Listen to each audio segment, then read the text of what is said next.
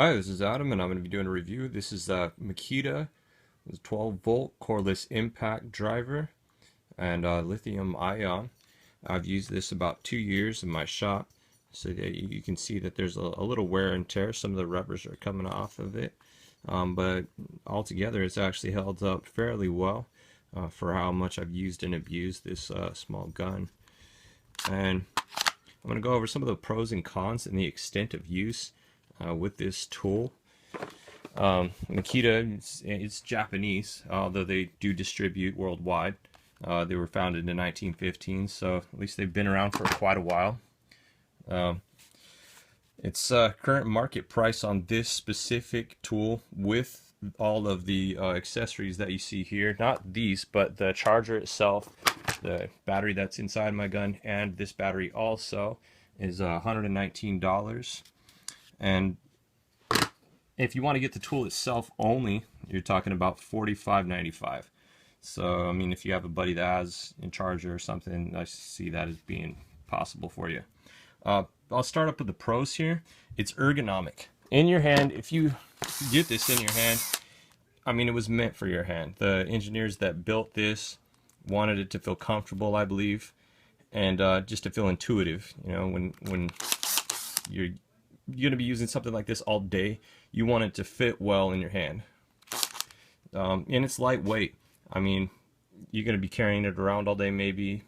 It's small. It can fit into small areas. Primarily, I was using this tool for our 2-cycle equipment to rebuild some of the carburetors and to open up, to get into some of the smaller areas. This was the tool I grabbed for.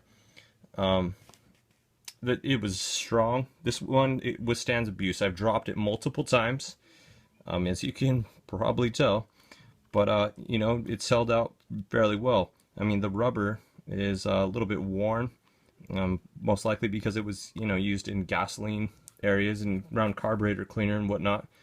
But altogether, I mean, this is still very functional machine. I wouldn't say like new, but really good used piece of equipment here. The price matches power for this.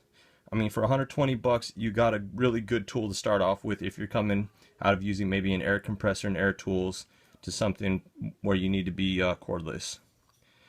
So yeah, for 120 bucks, if you're going to be doing small stuff, maybe just even hanging, you know, portraits or something, like drilling into wood, just small stuff that you're not going to be using anything larger than what I would say would be a 1/2 inch bit. The lithium-ion battery, it does last a good long time.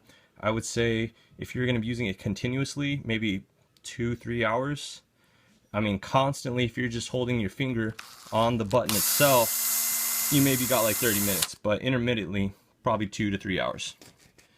The precision, I mean, if you've used other tools, you feel the difference. Maybe the ball bearings that are inside, but you feel the difference in strength and precision in the machine itself just by the feel of it. So before you buy something like this, of course, you want to get something like this in your hands and, you know, get a feel for how much power there is. If you can hear that at the end of the cycle when I let go of the trigger, there's the brake. So it'll stop immediately on the dime. So yeah, if in the middle of your work you need to stop at a specific point, that does have that availability. Yeah, there's a lot of attention to detail in making something like this, or that the engineers took. It just fits. See that curve right there for your thumb? I mean, it just fits well. All right, so I told you, I mean, this gun is great. It's lasted a good long time. It's you know, served me and made a lot of money for me.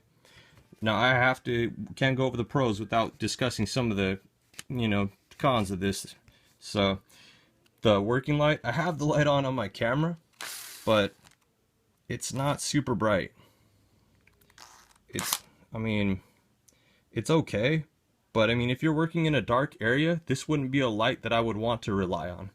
Granted, see that front rubber up there? That thing is actually glow in the dark. Not really bright glow in the dark, but funny enough, it is glow in the dark, the little bumper. And there's a problem with the bumper. It wears out just like the rest of the rubber.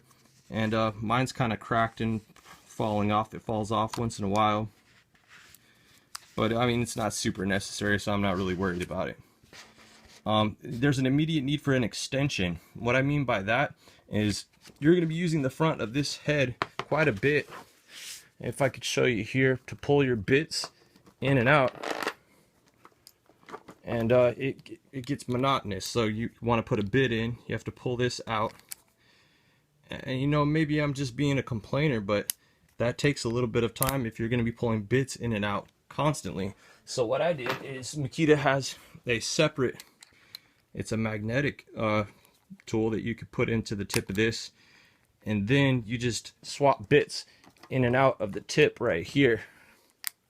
That way you don't have to do two different things just to swap a bit, put a different size in. Now by the time you go from here to here, of course you're losing torque. So I mean, there's a problem right there. Maybe they can make something that would be magnetic straight at the tip of the gun here, without you having to do all that trouble. But next thing I would say is that I already said the rubber rips up over time, and there's no indication of charge. I have a snap-on gun where you'll just push a button and then it'll read, you know, up to 4 or 5 lights over and tell you whether the battery's been charged or not. You have no idea. Let's say you've let this sit for a little while, you have no idea how much charge is still on the battery. I mean, it's good that you do have 2 batteries so that you could swap the one out and then you have your next one available. But still, if you're going into a job and you didn't grab that with you, you're going to be running right back.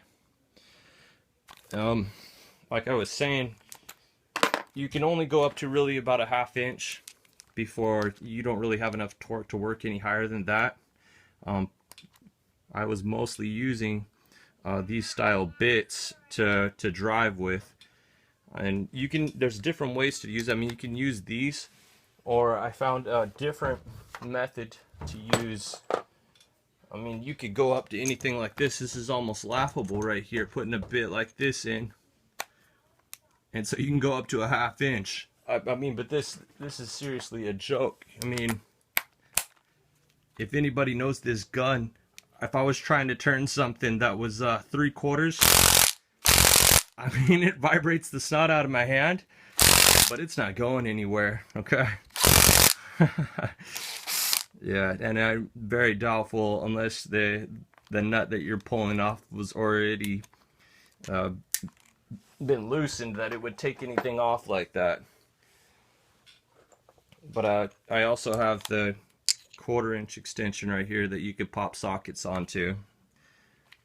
But I was, most of the time I was just using something like this to pull stuff off with. And then of course, as you can see here in the toolbox itself, I mean, I used, this is probably like maybe $5 at Harbor Freight. I got 3 of them because I would lose them so quickly. But inside this little set right here, you got like 34, 40 different size tools, other than just your Allen and your flathead. I mean, you got Torx, securities inside there, a variety of different Allen wrenches that are just 3-prong. I mean, stuff that I've never even used before.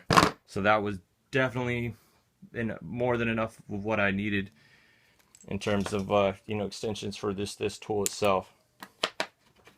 Extent of use, let's go over that, and I'll show you on this machine how far you can go before you're not going to have enough power with this tool. Engine, and this is the 5/16 that holds the air bolts on right here. So you can get stuff like this off real quick. I could get these off quick. So yeah, pull those out. Now you got 3/8 inside here.